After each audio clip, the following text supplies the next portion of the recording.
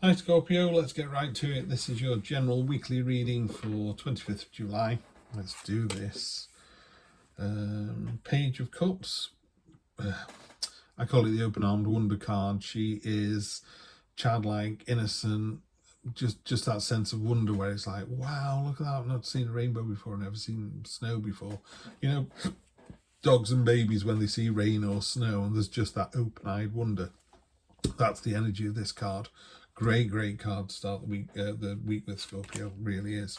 Wow, heavy card coming in. Not heavy, nasty. Just in this particular deck, they call it the Destiny card. In other decks, it's called the Wheel of Fortune. Now, in the Wheel of Fortune, it's the train is in the station, jump on board. In the Destiny card, it's going, you know, the fates of destiny are all intertwined with each other, and there's this really weird sort of alien creature lording it over our world and twisting these strands of fate. And in this particular deck, it talks about how there's nothing you can do about it. You know, fate is coming in. You just have to deal with what life throws at you. I'm not a big believer in that. I think we can control our own destiny to a point. The idea that, you know, regardless of what I do, I'm going to end up in prison is a nonsense. It's like, I think we come to a crossroads and we choose to go down the good path or the less good path, and that less good path could end up with us ending up in prison. But you could go right down to the cliff edge and go, do you know what, I'm not going to do this, turn around, come back. So I don't think you can say you're going to end up in prison. Life isn't mapped out like that for us. I think the universe puts signposts out in the mist for us to go towards and go, oh right, it's telling me to go this way. But you know, you have free will and you have a choice. Yeah, of course you do. There's the Fool, near past the Fool. So when we do these readings, by near past, I mean either early next week, could have been the last week or two, could be early next week. It runs about 2 or 3 weeks over the time period, I think. You know, certainly this isn't Christmas and it's not last January. So it's recently or about to happen. This is your near past. The Fool, all or nothing, jumping with both feet, enjoy the adventure. In this card, it's illustrated as a baby. The idea that when babies are born, they've got this real sense of innocence, open-armed wonder. Everything is new, everything's exciting. You know, they don't know what fate and destiny is. It just appears. They go, right, okay, I can't go that way, I'll go this way. Wow, love to see that. 10 of Cups, completion, happy family home, reward after success. Just a lovely card. Actually, near future. So yeah, I think what life throws at you next week, if you jump into it with both feet, the result is fantastic. Yeah, just listen to your gut instinct as well on this. The High Priestess is a card of stillness, so let's see if we get any other cards that have got a lot of momentum with them. No, that's fine. Because this sort of cross here is the kind of question. So if you said, why does Steve always cough? Yeah, because I haven't made myself a coffee this morning. But this is your question here. And then you have what's called the staff down here, which is kind of the resolution to those things. So if you were saying this is about relationships, and let's do it traditionally, say, you know, my boyfriend is working away a lot or something. It's really difficult to do a specific read for someone when you don't know who that person is. But, you know, it would be like, well, okay, they're working away a lot, but, you know, that sense of wonder you need to keep. And also maybe he's not going to be working away. Unbeknown to you, he's getting another job, or the company have said he can work close to home, or he's not going to be working nights so much. That's a fantastic result for you, you know. So this sort of horizontal here is really good, regardless of the question. It's really good, as long as you've got this sort of open-armed, big-eyed wonder. You know, there's on here there is a clamshell with a pearl inside it, and that's about being open to friendship, open to new adventures. And that doesn't mean a new partner. That just means, you know, shall we, I don't know, go on holiday together, move in together, or whatever. This card here, the High Priestess, talks about a time of stillness. She's on the crescent moon, so she's got this key around her neck for unlocking all these mysteries, and she's got the dowsing pendulum to kind of direct her way a little bit. And she's really in tune with her sort of the occult side, the mysterious side, the unknown side, the what if, you know, real big what if card. So that's great. This is sort of butterfly energy as well. This is what grounds the reading. And then at the top, we've got the head of the matter, which is what you know is the actual, truth of the matter. Two of Pentacles, the entrepreneurship, not entrepreneurship card, the pioneering card. Everyone else is on, we could call it planet Earth. It certainly looks like planet Earth. So they're sort of harvesting this finite resource. Meanwhile, you've thought ahead. You're here. You're so far ahead of the game. You are thinking 5 steps further down the path. So again, it was a relationship. If I did this with my partner, that would lead to this, which would lead to this, which would lead to this. So you're thinking ahead all the time. Scorpio, and that thinking, fantastic energy down here. This fantastic result is the Ace of Wands. The Ace of Wands is a new start with real passion and enthusiasm. And it's almost the passion and the enthusiasm carry over any difficulties or speed bumps or hiccups. So someone's going, should you really be together? Yeah. There's people here. So this is you. This is how you see the situation. And this is how people see the situation externally.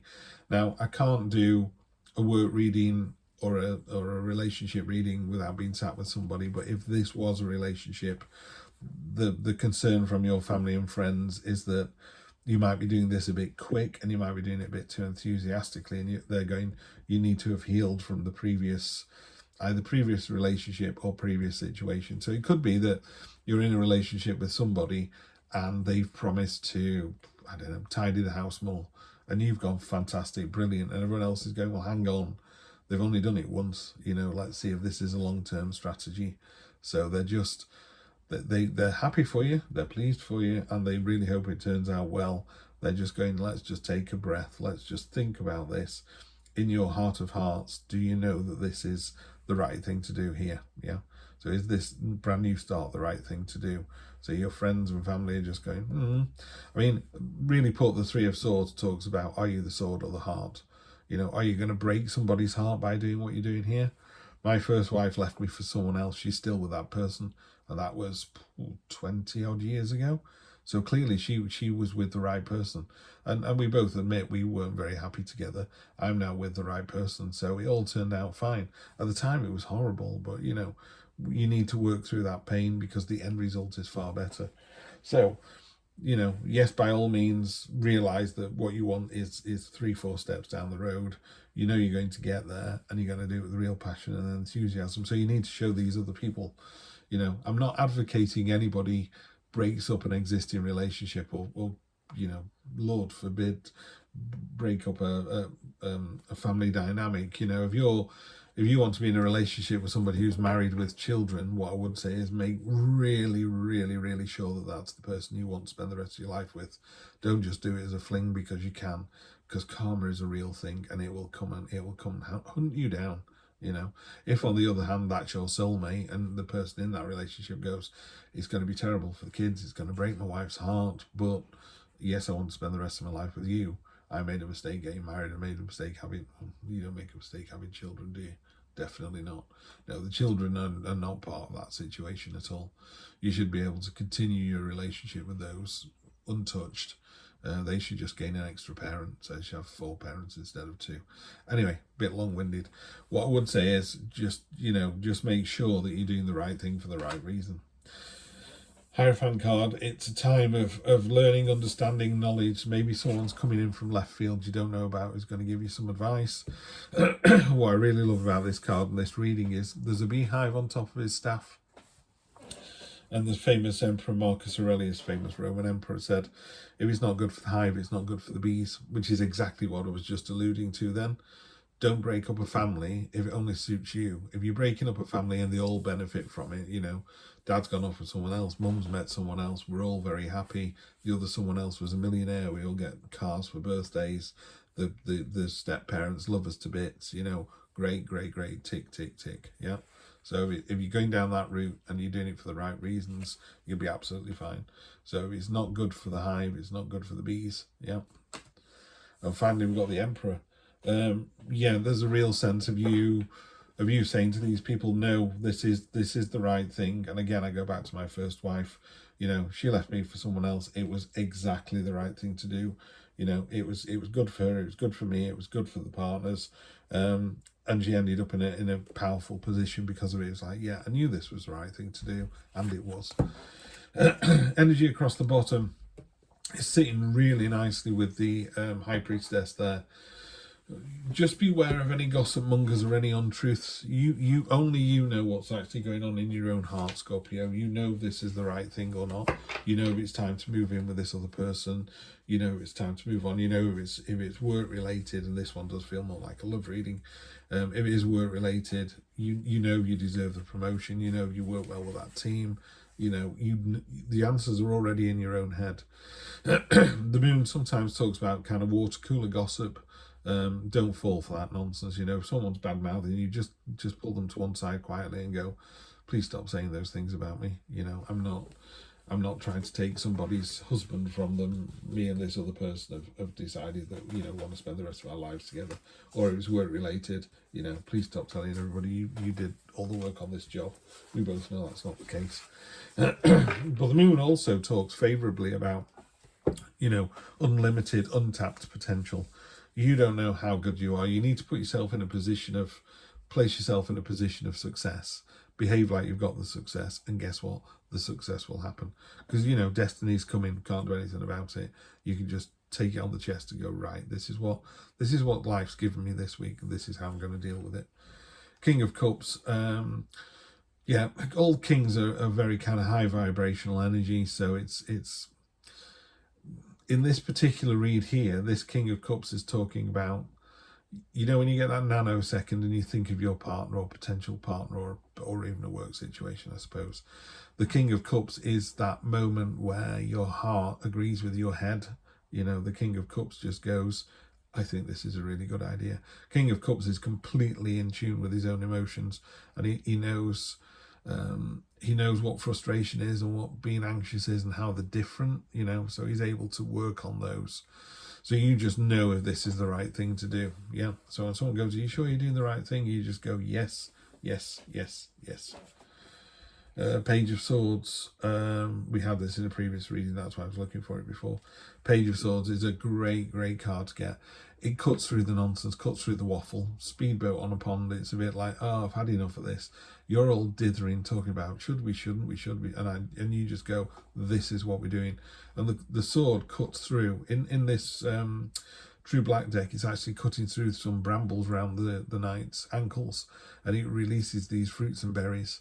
So it's like, by being truthful, cutting through the nonsense, you know what you want, you know, deep down in your heart, subconscious, unknown, really deep down, you know what it is you want. You jump in with both feet. And the Page of Swords is that kind of, yep, I know what I want. There's the clarity. Queen of Pentacles, we've not had the Queen before, yeah.